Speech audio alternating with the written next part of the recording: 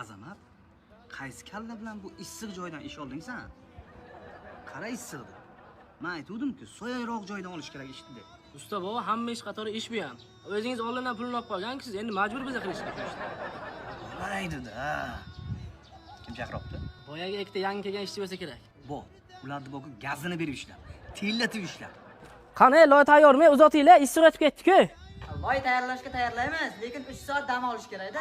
Usta bova, yangi kelgan ishchilar loy 3 soat dam olish kerak deyapti. Ko'tar bunaqa ishingni Azamat.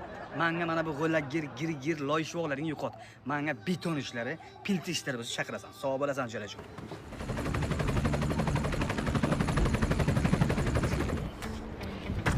Usta bova, qayerga keldik? Ertalab bo'lsin, hammasini ko'rasan. Dada, bu piltachalarni qarang, sari yo'qda kesib qo'ygan. Holmurodmi? Ha, Xolmurod. Dada, sizga pilta kerak bo'lsa, bo'ka mana 16 santimetrga 6 metr. Bu 5 tonnagacha ko'taradi. Dada, bunisi bo'ka 22 santimetrga 6 metr. Bu 8 tonnagacha ko'taradi. Qara, 100% kallachang ishlayapti Holmurod. Rahmat.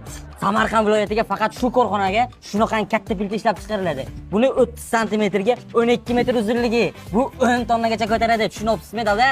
Ha, kallang perfilardidagi ishlab ketdi. Shuncha ma'lumot qayerda olyapsan Holmurod? Mana yozib qo'yilgan-ku.